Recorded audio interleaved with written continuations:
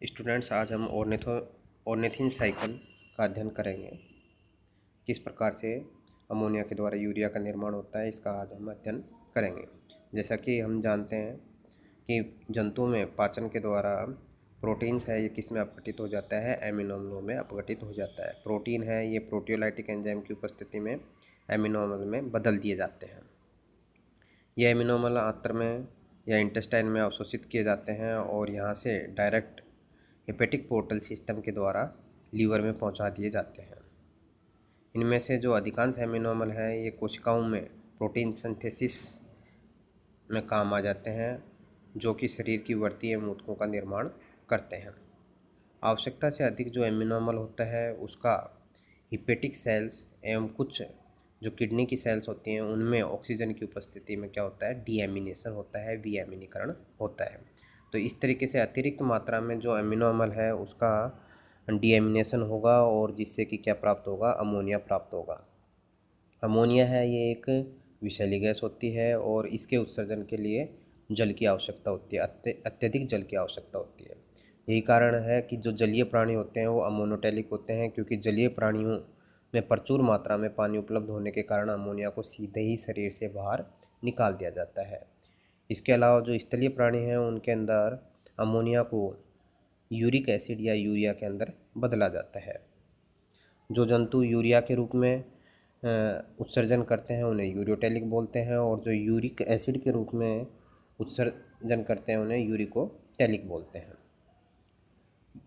Urea मुख्यतः यकृत में बनता है, परंतु इसकी कुछ मात्रा वर्क के अंदर भी बनती है।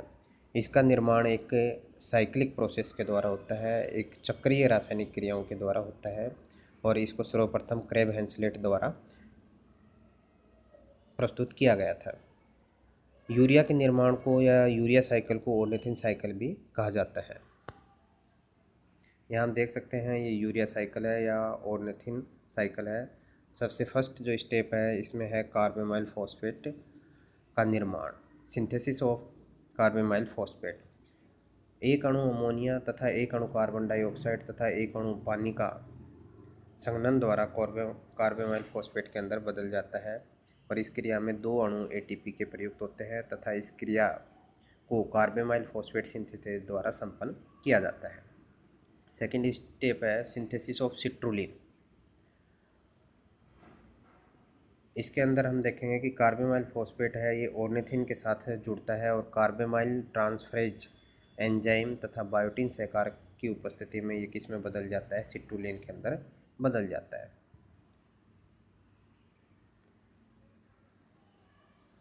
थर्ड स्टेप है सिंथेसिस ऑफ आर्जिनोसक्सिनेट।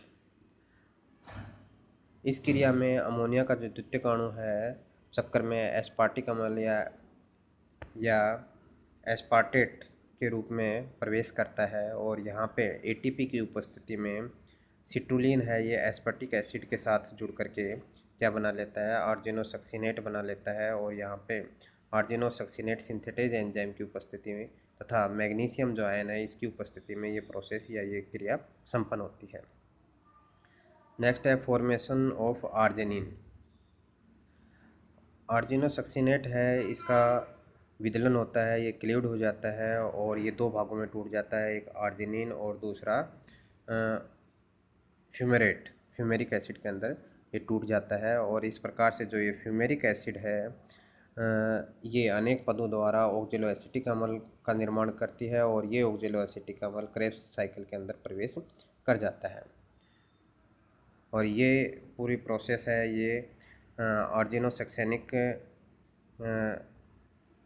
सक्सिनेज जो एंजाइम होता है उसकी उपस्थिति में ये संपन्न होते हैं। आर्जिनोसक्सिनेट है, ये आर्जिनिन के अंदर और फ्यूमेरिक एसिड के अंदर टूट जाता है। नेक्स्ट है, इसके अंदर हम देखेंगे फॉर्मेशन ऑफ यूरिया।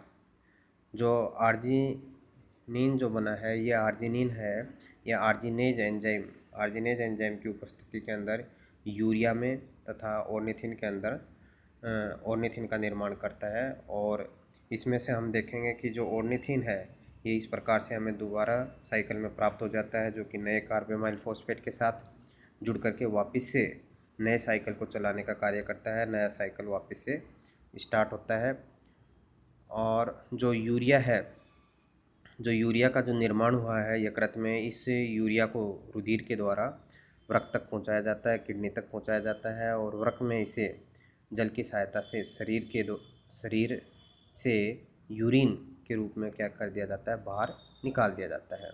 जैसा कि हम जानते हैं यूरिन में के 100 ml में कितनी यूरिया पाई जाती है, 2 ग्राम यूरिया पाई जाती है।